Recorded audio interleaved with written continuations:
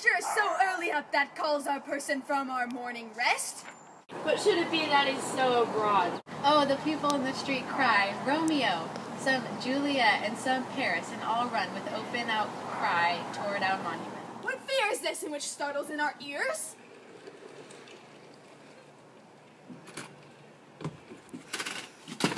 Here lies the county pair slain, and Romeo dead before, warm and new killed. Search, seek, and know how this foul murder comes. For heavens, O wife, look how our daughter bleeds. This dagger hath mistaken, for lo, his house is empty on the back of Montague, and it is sheathed in my daughter's bosom.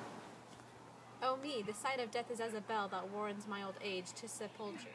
Come, Montague, for thou art early to see thy son, and ere now early down. Alas, my liege, my wife is dead tonight. Grief of my son's exile hath stopped her breath. What further woe conspires against my end? Look and thou shalt see. O thou untaught, what manners is in this? To press before thy father to a grave? Seal up the mouth of outrage for a while, till we can clear these ambiguities, and know their spring, their head, their true descent, and then I will be general of our woes, and lead you to even death. Bring forth the parties of suspicion. I am the greatest, able to do least, yet most suspected, as the time and place doth make against me of this direful murder. And here I stand, both to impeach and purge myself, condemned and myself excused. Then say at once what thou dost know. I'll be brief, for my short dated breath is not so long as is a tedious tale. Romeo, there dead, was husband to that Juliet, and she, there dead, that Romeo's faithful wife. I married them, and their stolen marriage day was Tybalt's doomsday, whose untimely death banished the new-made bridegroom from the city, for whom and not for Tybalt, Juliet pinned. You, to remove that siege of grief from her, betrothed and would have married her perforce to county Paris.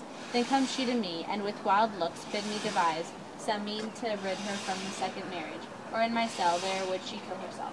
Then I gave, so tutored by my art, a sleeping potion, which so took effect as I intended, for it wrought on her the form of death. Meantime, I writ to Romeo, that he should hither come as this dire night to help to take her from her borrowed grave, being the time the patron's force should seize. But he which bore my letter, Friar John, was stayed by accident, and yesternight returned my letter back. Then all alone at prefix hour of her walking came I to her from her kindred vault, meaning to keep her closely at my cell. But when I came, some minute ere the time of her awakening, here untimely lay the noble Paris and true Romeo dead. She wakes, and I entreated her to come forth and bear this work of heaven with patience, but with a nurse did scare me from the tomb, and she too desperate would not go with me, but as it seems the violence on herself. All this I know, and to the marriage her nurse is privy. And if aught in this miscarried by my fault, let my old life be sacrificed some hour before this time unto the rigor of Severus' law. For a holy man, where's Romeo's man? What can he say to this? I brought my master news of Juliet's death, and then in the post he came, from Mantua to the same place, to the same monument. This letter he early bid gives his father, and threatened me with death, going in the vault if I departed not and left him there.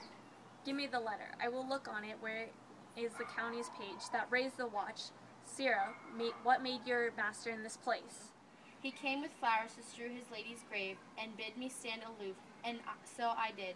Anon comes one with light to ope the tomb, and by my master drew on him, and then I ran away to call the watch.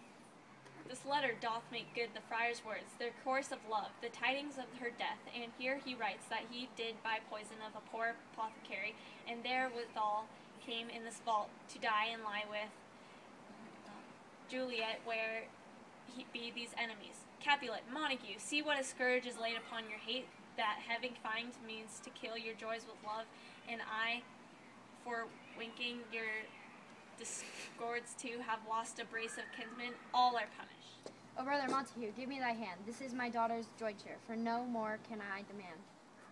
But I can give thee more, for I will rake her statue in pure gold, that whiles Verona by that name is known. There shall no figure at such rate be set, as that of true and faithful Juliet. As rich shall Romeo's by his ladies lie, for sacrifices of her enmity. A gloomy peace this morning with it brings, the sun for sorrow will not show his head. Go hence to have more talk of these sad things. Some shall be pardoned and some punished, for never was a story of more woe than this of Juliet and her Romeo.